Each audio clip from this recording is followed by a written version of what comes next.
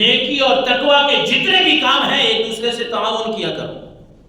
کوئی نیکی کا کام ہو رہا ہے ایک دوسرے کے ساتھ تعاون کرو. تقوی کا، پرہیزگاری کا، نیک جو بھی کام ہے اس سے ایک دوسرے سے تعاون کرو. وَلَا تَعَاوَنُوا عَلَى الْإِثْمِ وَالْعُدْوَانِ. گناہ اور زیادتی کے اوپر ایک دوسرے کا ساتھ نہ دیا کرو. گناہ اور زیادتی کے اوپر ایک دوسرے سے تعاون نہ کرو. کہیں گناہ ہو رہا ہے، کوئی غلط کام ہو رہا ہے اور آپ کہیں کہ میں جی آپ کے ساتھ ہوں، آپ کریں، میں پوچھوں گا کون آپ کے ساتھ ہوتا ہے. اللہ نے فرمایا نہیں، وَلَا تَعَاوَنُوا عَلَى الْإِثْمِ وَالْعُدْوَانِ. گناہ اور زیادتی اگر کوئی کسی کے ساتھ کر رہا ہے تو پھر رب کا قرآن فرما رہا ہے پھر اس کا ساتھ نہیں دینا. میرے آقا علیہ الصلوۃ والسلام نے فرمایا، ایک طویل حدیث مبارکہ ہے، کوشش کرتے ہیں اس کے مفہوم کو سمجھنے کی. ایک منقول ہے روایت کے سرکار دو عالم صلی اللہ علیہ وسلم نے صحابہ کرام کو فرمایا، یعنی یہ قیامت کی نشانیوں میں سے کچھ نشانیاں بھی اس میں ہیں، اور ایسا ماحول اور ایسا وقت بھی آئے گا کہ آقا کریم علیہ الصلوۃ والسلام نے فرمایا، اے صحابہ اس وقت تمہاری کیا حالت ہوگی جب تمہاری عورتیں سرکش ہو جائیں گی. اے صحابہ اس وقت کیا حالت ہوگی لوگوں کی جب عورتیں سرکش ہو جائیں گی اور تمہارے نوجوان بدکار ہو جائیں گے. صحابہ کرام بڑے حیران ہوئے. اور تم جہاد کا انکار بھی کرو گے، جہاد کو ترک کر دو گے. یہ تین باتیں پہلے اللہ کے نبی نے فرمائی. ایسا ماحول آئے گا کہ عورتیں سرکش ہو جائیں گی، جوان جو ہے نوجوان آدمی وہ بدکار ہو جائیں گے، جہاد لوگ چھوڑ دیں گے. صحابہ کرام تو ان باتوں پہ بڑے حیران ہوئے اور عرض کی کہ اللہ کے نبی کیا ایسا زمانہ، ایسا وقت بھی آئے گا؟ کیا ایسا وقت بھی آئے گا کہ عورتیں سرکش ہو جائیں گی، بات نہیں مانیں گی، اپنی بات منوائیں گی، نوجوان جو ہے وہ بدکار ہو جائیں گے اور جہاد کو لوگ چھوڑ دیں گے؟ کیا ایسا بھی کوئی وقت آئے گا؟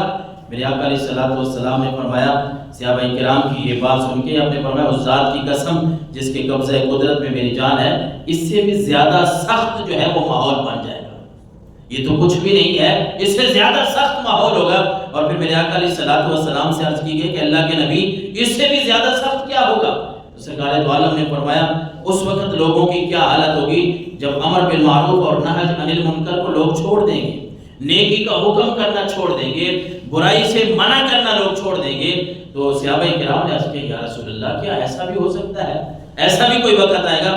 حضور نے فرمایا، اس ذات کی قسم جس کے قبضہ قدرت میں میری جان ہے، یاد رکھو کہ اس سے بھی معاملہ جو ہے وہ سخت ہوگا، اس سے بھی سخت ماحول آ جائے گا. حضور علیہ الصلوۃ والسلام سے عرض کی کہ اللہ کے نبی اس سے بھی سخت کیا ہوگا؟ تو حضور نے تیسری بار فرمایا، اس وقت لوگوں کی کیا حالت ہوگی جب تم نیکی کو برائی اور برائی کو نیکی سمجھو گے. ایسا ماحول بھی آ جائے گا کہ لوگ نیکی کو برائی سمجھیں گے اور برائی کو نیکی سمجھیں گے.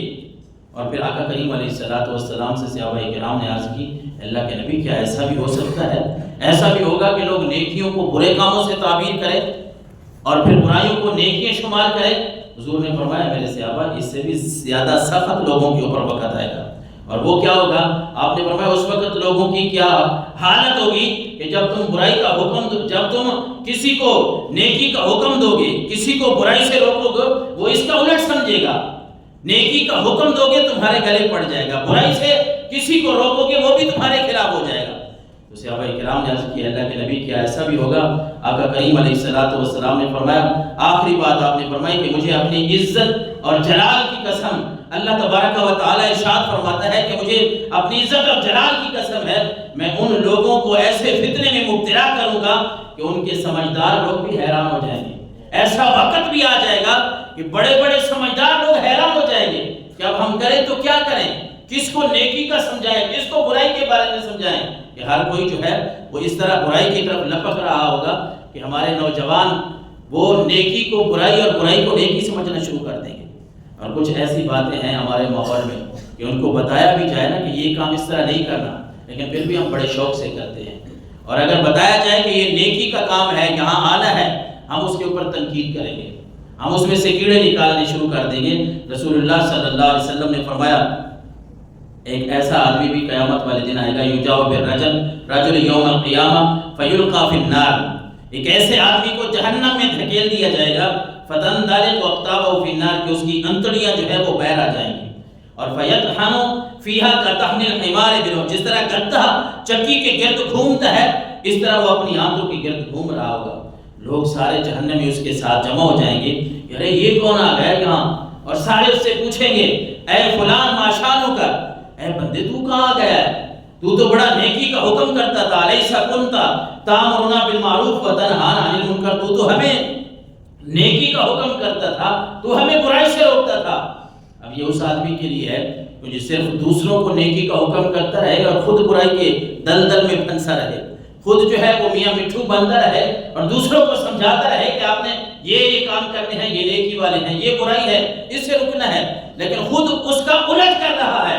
تو اللہ کے نبی نے فرمایا ایسے آدمی کو رب جہنم میں ایسے دھکیلے گا کہ اس کی انتڑیاں باہر آ جائیں گی، اور وہ اپنی انتڑیوں کے گرد جس طرح گدھا چکی کے گرد گھومتا ہے وہ گھوم رہا ہوگا، جہنمی لوگ اس کے قریب آئیں گے، ارے آپ کہاں آ گئے؟ آپ تو وہ آدمی ہیں جو ہمیں نیکی کا حکم کرتے تھے، ہمیں برائیوں سے روکتے تھے، یہ کیا ہو گیا ہے؟ یہاں آپ کیسے آ گئے ہیں؟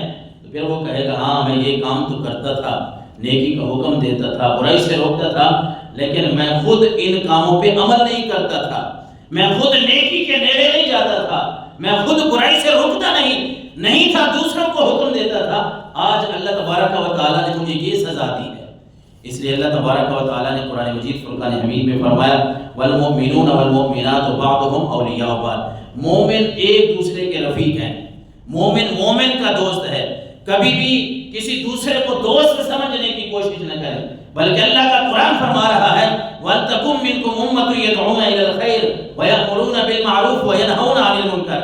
اے نبی آپ اپنی امت کو سمجھائیں، ان میں سے ایک ایسا گروہ ہونا چاہیے، ایسی جماعت ہونی چاہیے جو لوگوں کو نیکی کی دعوت دے، لوگوں کو برائی سے روکے۔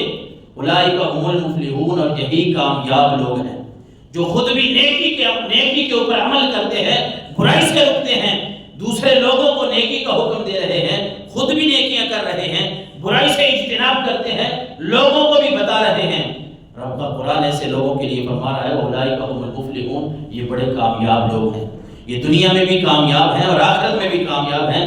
اور جو آیت مقدسہ کا حصہ پہلے میں نے پڑھا اس میں اگر ہم یہ دیکھیں، ہم تو مومن ہیں، مسلمان ہیں، اور جس طرح مسلمانوں کے بارے میں اللہ کے نبی نے فرمایا کہ مسلمان ایک عمارت کی طرح ہے، جس طرح ایک اینٹ رکھتے ہیں، دوسری رکھتے ہیں، تیسری رکھتے ہیں، وہ دیوار عمارت مضبوط ہوتی جاتی ہے۔ اللہ کے نبی نے اپنے ایک ہاتھ کی انگلیوں کو دوسرے ہاتھ کی انگلیوں میں آپ صلی اللہ علیہ وسلم نے تشبیہ کر کے انگلیوں کو داخل کر کے فرمایا کہ مومن اسی طرح ایک عمارت کی طرح ہے۔ مومن خود نیکی کرتا ہے، وہ یہ نہیں چاہتا کہ صرف میں اچھے راستے پہ ہوں، بلکہ مومن یہ چاہتا ہے کہ اگر میں اچھے راستے پہ ہوں تو میں اپنے مومن بھائیوں کو بھی اچھا راستہ دکھاؤں۔ اگر مومن خود برائی سے رک رہا ہے، وہ یہ چاہتا ہے کہ میں نے خود برائی سے نہیں رکنا بلکہ میں نے دوسروں کو بھی برائی سے روکنا ہے۔ اور اللہ تبارک و تعالیٰ نے فرمایا والمؤمنات والمؤمنون والمؤمنات بعضهم اولیاء بعض، مومن ایک دوسرے کے رفیق ہیں، مومن مرد اور مومن عورتیں، مرد مردوں کے لیے، عورتیں عورتوں کے لیے ایک دوسرے کے ساتھی ہیں، ایک دوسرے کے رفیق ہیں۔ یأمرون بالمعروف وینہون عن المنکر ویقیمون الصلاۃ، یہ مومن ہی ہیں، مومنوں کی شان ہے کہ وہ ایک دوسرے کو اچھے کام بتاتے ہیں، برے کاموں سے روکتے ہیں، یہ مومن کی ہی شان